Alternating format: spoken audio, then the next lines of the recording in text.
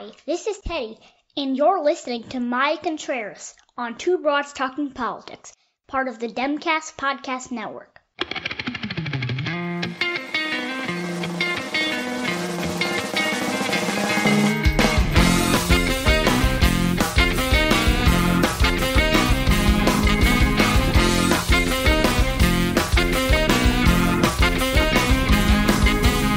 Are you listening? Hey everyone, this is Kelly with Two Broads Talking Politics, part of the Demcast family of podcasts, and I'm on with my co-host Sophy. Hey Sophy, how are you? I'm good, Kelly. How are you? Getting ready for this primary to be over. Yeah, I think everybody's ready for the primary to be over. Yes, and joining us today, and I'm sure some of this will come up, is Maya Contreras, who is a writer, an actor, and advocate. So hello, Maya.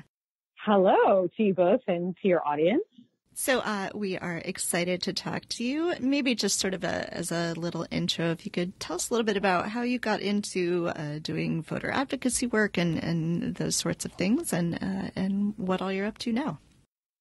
Okay, sure. I'm actually a lifelong advocate. I was born in Colorado, but I was born in Albuquerque to a hippie single mother who was a civil rights activist, and my family was incredibly poor, for America poor. We ended up living in a storage facility for a short amount of time. And I recognized that my mother was working 3 jobs, and I knew that there wasn't something working. This single, educated Latina woman couldn't get ahead. And so I started being an advocate after my mother passed away. She passed away from breast cancer when I was 16. I started working within issues of homelessness. I moved to Sarasota, which is a wealthy town, and I noticed that they were pushing homeless people to the edge so that it wouldn't be seen by tourists, something that's been replicated in New York, of course. So I was very active in seeing how income inequality was in this country at the age of 16. I started a club to support the homeless. I work within homeless issues in Tallahassee at Florida State University. I worked on homeless issues in Atlanta, Georgia. When I came to New York City, as I started getting more political, that was always a part of me. But I don't think I ever thought of it as anything separate from me.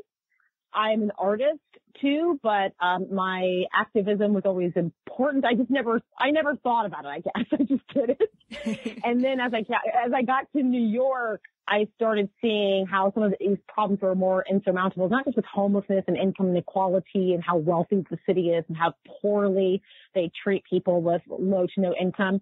But then I started recognizing that one of the reasons why we weren't able to change or affect any of the policy was a lot of people weren't getting to the voting booth, and when they were, their vote was being prevented or they were being disenfranchised. And so all the talk we want to say, everything we want to say about policy, everything we want to change within policy, environmental policy, sexual harassment policy, that won't change if people are not able to cast their vote.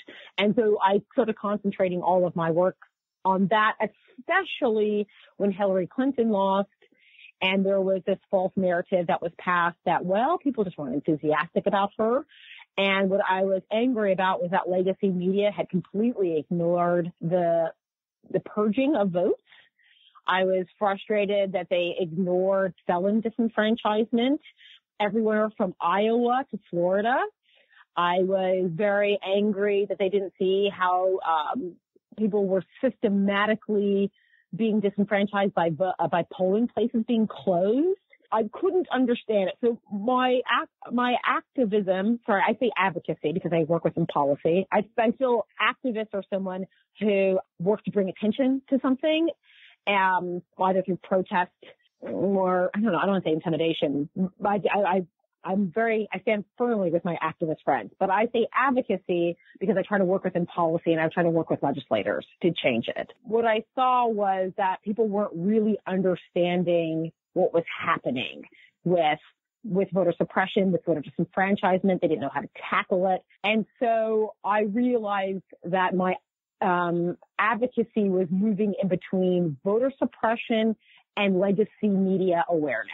Because if legacy media doesn't know how to talk about it, it's not going to get solved there either. So that's where my advocacy lies right now, is trying to change things through media to help enfranchise voters. You wrote a beautiful piece in December in Dame about legacy media and the effect that it had on Kamala's campaign. I think Sophie and I both mentioned at the time when Kamala dropped out, even though she hadn't been our first choice, we were just devastated when she left the race. And I think a lot of people were. Could you talk a little bit about that and how, how legacy media especially affects the campaigns of people of color, of women, and especially in Kamala's case, a woman of color, what that looks like and what legacy media is doing that is problematic? I will say that for a lot of people that don't understand what legacy media is, it's obviously older periodicals, newspapers, things like that, Washington Post, New York Times. Unfortunately, when I looked at the data and I gave a talk at Clark University about women in new media, I started seeing that there are some similar problems in new media that there is in old media, and that white cis males make up the majority of ownership, and they make up the press people that are in the front of the cameras, that are in the back of the cameras, that are making the decisions, and that's the main issue. And it's not just that. One of the main problems is that there is bias is all around with that. And some people will say some of this bias is very blatant and some of it is maybe internalized, explicit bias or implicit bias. One that is, there are some people that just don't recognize that they are discriminating against some of these people. Some are doing it very blatantly. But I talked to two reporters about it. One is Jonathan Allen from NBC. I had a conversation with him, and he's kind of a classic example of what happens in legacy media with white cis males that are, quote unquote, trying to do the right thing and failing, which is that he didn't think that he was saying anything wrong when he said Kamala Harris raised $12 million. That's not really great compared to how Pete Buttigieg raised $7 million. And I had to talk to Alan and say, Jonathan, first let me say this. It was very kind of Jonathan to say, I would like to speak to you on the phone, Maya. I will give him so much credit for that because there are so many white cis males in media that have no interest in talking to someone like me. They don't want to be condescended to, which I'm not condescending, I don't think, but they don't want someone like me telling them what they're doing wrong. So now a Black Latino woman telling them what they're doing wrong, they don't want it. So when I talked to Jonathan, I said, do you recognize that Kamala is the only third Black woman to ever run for president in the history of our country? She is the only second Black senator in the United States. Do you understand how racist and misogynistic this country is? Do you understand the history of the legacy of slavery in this country and how it affects everything? He just didn't think about it. I said $12 million is an amazing amount of money if you're putting it into historical context. He just didn't think about it. And so a lot of men in legacy media like to think of us as post-racial, post-feminist. Maya, get over it. Hillary Clinton got to be the nominee.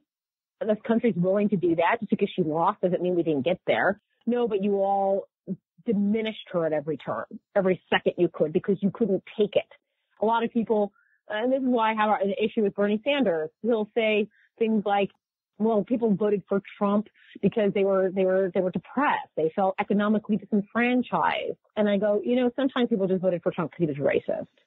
And I think that it's okay to say that. I think that people have a hard time recognizing the reality of this country wanting to keep status quo. And part of the people that want to keep status quo are legacy media. They want to believe that we're post-racial. They want to believe that they can give a both sides approach. They want to think that they can treat Hillary Clinton and Trump the same because they were running against each other, that they have the same qualifications, instead of at all saying this guy is not qualified to be commander-in-chief of the United States. They just didn't say that. They wanted to treat this as a real election, So that was the problem with it. And then in Dame magazine, I wanted to break down the fact that I saw at every turn how they would diminish a candidate like Kamala and maybe be a little bit nicer to Warren. Now that Kamala is out, then you see them going to misogynistic lengths with Warren now. There's always this need to try to find a candidate to like diminish a little bit. So, yeah, that's my problem. That's just one of my problems with legacy media. I could go on for 12 hours about that. One thing I struggle with in terms of media critique is I definitely agree with you that the media had a big role in shaping sort of a misogynist frame around the 2016 election, and that they're doing that again. But then I get wary because, on the other hand, sort of the conservative movement has been working towards discrediting journalists for, the past 40 years. And there's been sort of a real concerted effort to sort of discredit journalism as a field, and sort of intimidate journalists into not reporting things. And so I'm wondering sort of how do you balance sort of the need to critique the media and critique the way journalists are covering the race with the need to also like continue to value media and value the role that journalists play? I think about that a lot, and I've written about it a lot. On my Twitter page, when they have moments where you put threads together, I've done several threads where I've interviewed journalism professors at the University of Oregon, at Clark University. I have said to those professors, on my podcast, it's on Twitter, I've written it. One is called Sexism and Stereotypes, Media's Lackluster Coverage of Female Candidates. And the other one I did was called Game Framing, the Media's Influence on Our Presidential Elections. I have tried to explain to the media with great power comes great responsibility, that they are the only ones in the Constitution, a job within the Constitution that is protected within the Constitution. It says it right there in the First Amendment.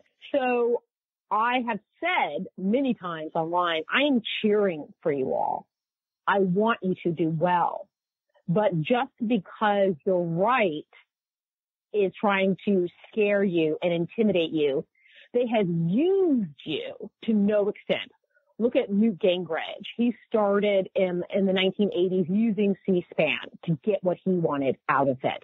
Newt Gingrich developed a system where he would use certain words to describe Democrats and certain words to describe Republicans.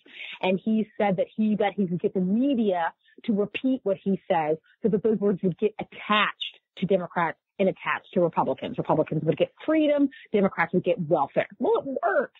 Newt Gingrich is someone who is credited for really starting partisanship in a massive way. That's not my conjecture. That's been well written and documented. So to me, the media, they have to take responsibility. There are semi-sane people like myself that are saying to them, please do better. We need you to report, but we don't need gossip, and we don't need your bias.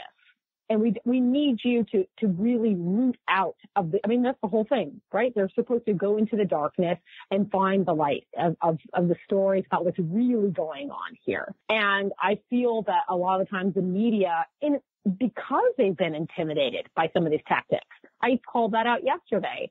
I said the reason why I think people are afraid to vet certain candidates like Bernie Sanders is they don't want to deal with the harassment. And I think the same is the same with Trump. They don't want the blowback. Well, guess what? They're going to get that blowback anyways from people that don't want to be investigated.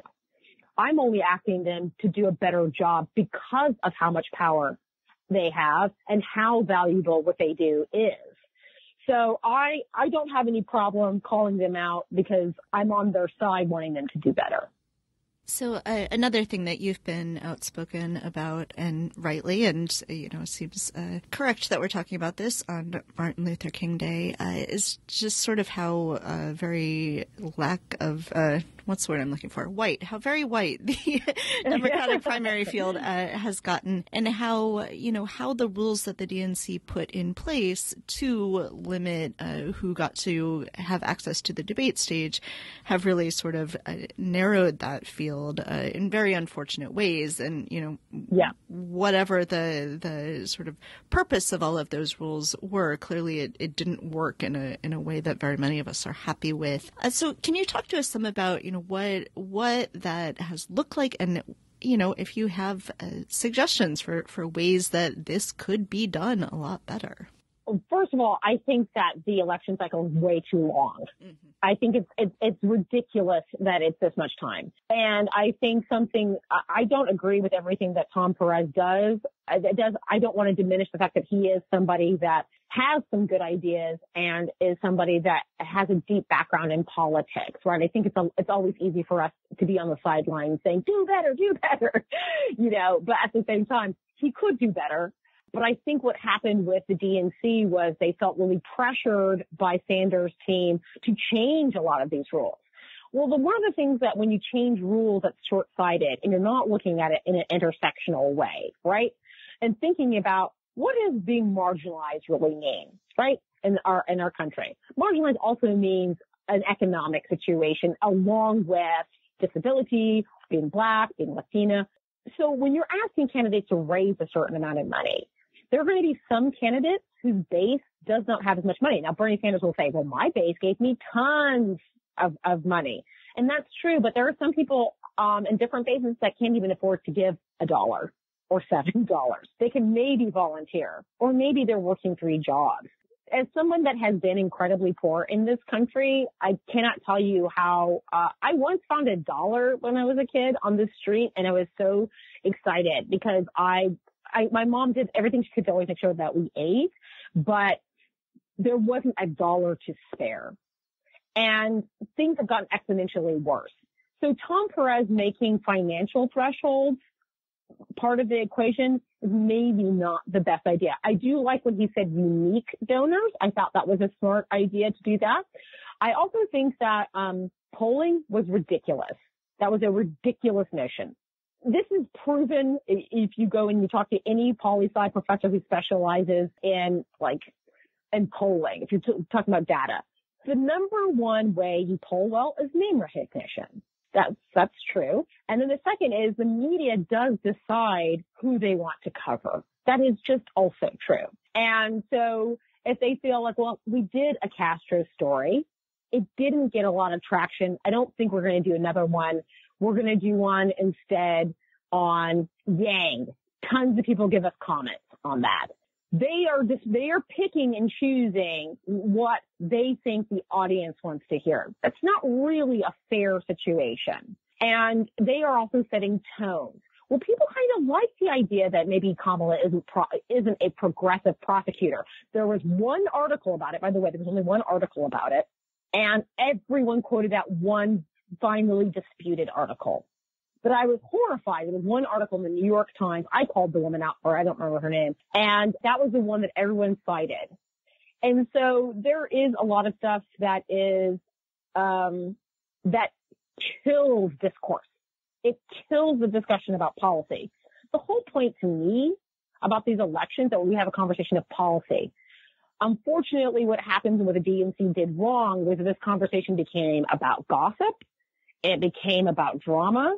It became about polling every single day. There was always a drama about polling. And yet the biggest numbers that people didn't discuss was that over 50% of people still hadn't made up their mind, that so many people don't even know who the candidates are that are running.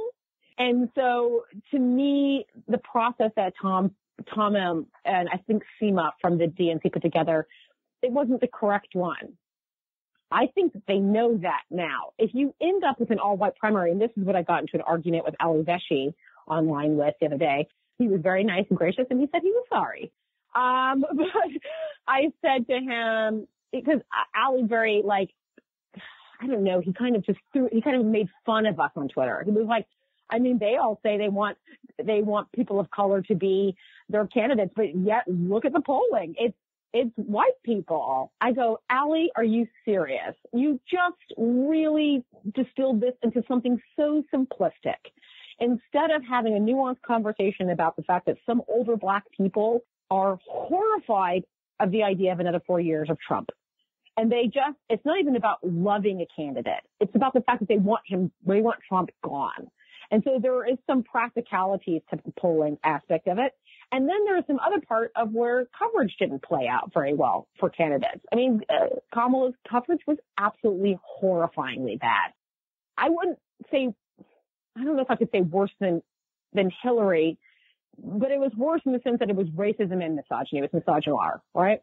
So I think what the DNC was wrong, but it also showed you how clearly white supremacy rules in this country, how white male supremacy in particular rules. That should have been, so instead of people saying, well, I guess they want white people, it should have been like, do we, or are we saying that we are in a systemic oppressive system that is allowing white people to rise to the top very quickly? No? Huh? So that's kind of, that's my frustration with how the DNC did this. So along with sort of part of the driving, I guess, force behind having this all white field is this constant discussion in the media about electability, quote unquote, which seems to be kind of shorthand for like white guys. Yeah. And I'm wondering if you can tell us your thoughts on the whole electability debate and sort of whether or not you think electability becomes a self-fulfilling prophecy.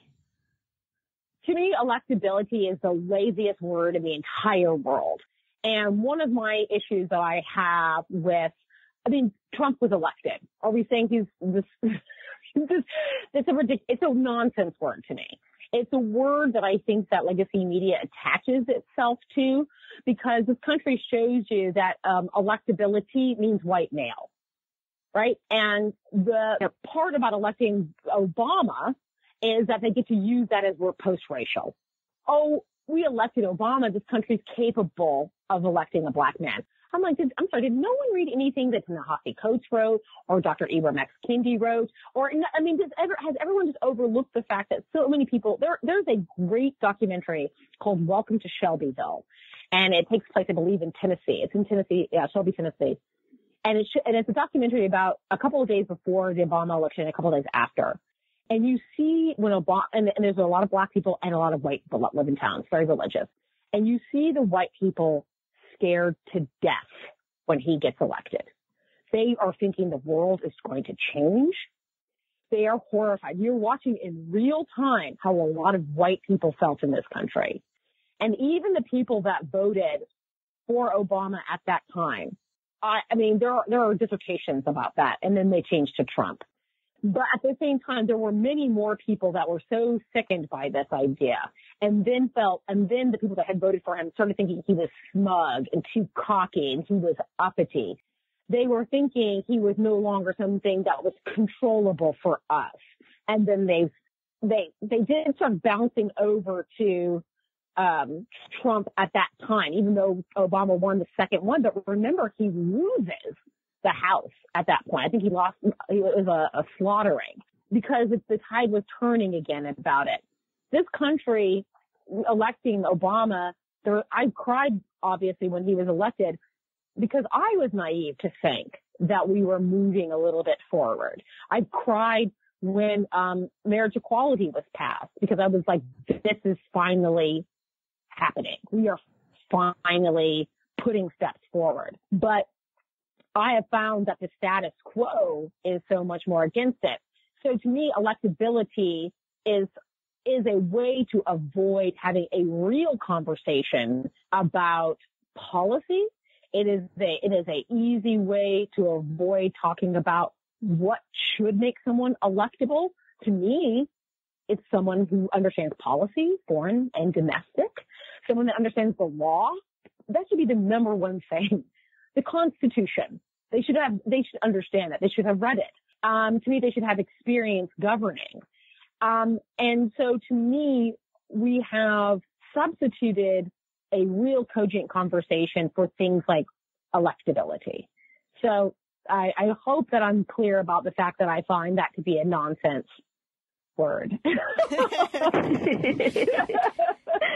It's funny when you're saying, you thought, we were past that. We all did, right? And the day after Trump was elected, I got a text from my dad, and my dad is a cishet white guy, middle class, voted Republican for a long time, and he sees Trump elected and was like, I thought we were better than this, and I was like, okay, yeah. I think we all did. No, and I met conservatives that didn't vote for him, but then I met conservatives that just said, they made an excuse for it. I mean, because my husband is from the South. He was born in Tennessee. He was raised in North Carolina and Williamsburg, Virginia. I mean, he is Southern and his family is Southern, right? And so I've had conversations with them, and a lot of them made excuses like, well, you know, he'll be good for business. I'm like, what are you talking about? You mean for him and his friends? Sure. For you? No. And so there was a lot of mental gymnastics that went into voting for a guy that was clearly despicable. And also, and this is what I was having this conversation. To be honest, I had a conversation with the New York Times today. And, because they were asking me, because I got harassed yesterday by Bernie supporters. I was having a conversation with them about what will change in this kind of new election. And what worries me is that bullying, like the thing that Trump has brought to us, is massive bullying. Listen, bullying has obviously been a part of our society forever, but it's also because bullying is effective. And Trump has brought it in showing you that it's effective. And it's online and people are being bullied by bots, by trolls, by real people. And so to me, that's something that I worry about with people that have supported Trump and will continue to support Trump. You know, yeah, I don't know if that's going to change in 2020, to be honest. I mean, someone's like, do you think he can win again? I'm like, yeah, he totally could win again. You know, it's very depressing, but it's true. So I wanted to ask, too, about voter suppression and advocacy around that. We just had this terrible ruling in Florida saying that people returning with felony convictions need to pay their fees and fines before they can be reinstated, which is clearly against, the will of the voters on Amendment 4 in Florida. Yeah. So what are some things, obviously we have huge changes we need to make in this regard at all levels of government, but what are some things that you would recommend? We like to have sort of calls to action for people, what people should be doing, talking about, focusing on, donating to try to help right this ship a little bit. Well, what's tough is, one, I would be following Fair Fight Action online. I think it's on Twitter. It's Fair Fight Action. I'd be following Ari Berman, who's a quintessential voting rights expert. I'd be following Kristen Clark because they're going to be sending in real time things to help people with. Kristen runs National Lawyers Committee for Civil Rights Interaction. So it's really tough, and I'll tell you why it's tough. There's a lot of people that won't be able to do a lot other than double checking to make sure they haven't been purged, and they can go to vote.org to check to make sure they're still registered to vote. A lot of states cut you off 30 days before an election, so you can't register. So if I were people, I would be double checking that all the time. I would be urging people to tell other people to check their registration to make sure that they're still registered to vote. Then I would tell people that depending on where they're living, like if I'm living in New York, I get to walk across the street and vote, right? But if they're in Georgia, what they're going to be dealing with still is the fact that polling places, they're going to be waiting 12 hours to vote during election day. And so I would be telling people, if you have the ability to vote early, please take the time to do that.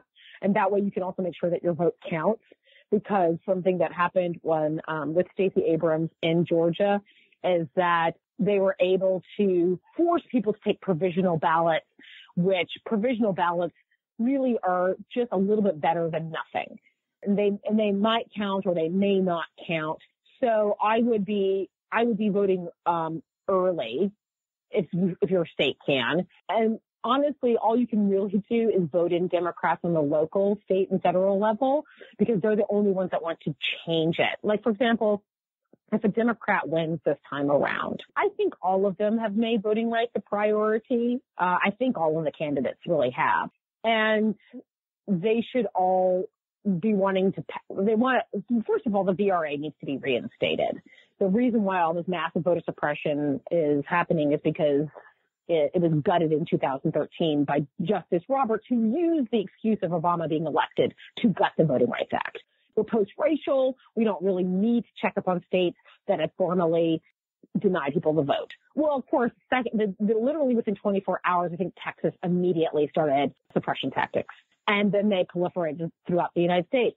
So it's really tough to do anything about it right now. Really, it's about creating an awareness that a lot of states are purging votes. Part of purging is legal. Some people move to different states. Some people die, and so you need to get them off the voting rolls. But places like Kansas, where Chris Kobach is, who is the purging supreme guy, and then in Georgia and in Florida, they do it because it's effective, and a lot of people don't realize that their vote has gone, and they can make excuses. They say, well, you live on 123 Fair Lane, but it needs to be spelled out Lane, not LN, and they can purge it for not exactly matching your driver's license.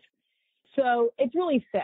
And in Florida right now, obviously Republicans are in a panic because if they lose Florida, if those voting rights get reinstated for formerly incarcerated, for re-entrants, they tend to vote Democrat because they're marginalized folks, and they know that. And so that's obviously why they impose that poll tax. So in Florida, it's going to be tough. I'm disgusted that judge ruled the way they did. It's a little bit confusing, the ruling. It's kind of saying if it was in your paperwork that you owe money, but if it doesn't state that in the paperwork, then you don't owe it. And you can still vote. So it's tough. It's very tough. It's really about bringing awareness, checking your voter registration, knowing where your polling locations are, and helping other people if you can. If you're able to help volunteer to either drive people to polls or things like that. I think Uber and things like that will try to organize that this time around. So those are some of the things.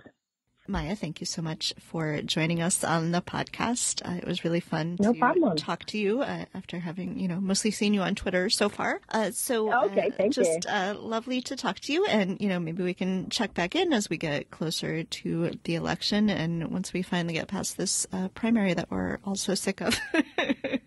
Yes, I'm ready for it to be over. I'm ready for the drama to switch gears and do something else. Yes. So yeah, absolutely. Thank you. Thank you for listening to Two Broads Talking Politics, part of the Dimcast Podcast Network. Our theme song is called Are You Listening off of the album Elephant Shaped Trees by the band Immunuri, and we're using it with permission of the band. Our logo and other original artwork is by Matthew Weflin and was created for use by this podcast. You can contact us at twobroadstalkingpolitics@gmail.com or on Twitter or Facebook at Two Broads Talk. You can find all of our episodes at twobroadstalkingpolitics.com or anywhere podcasts are found.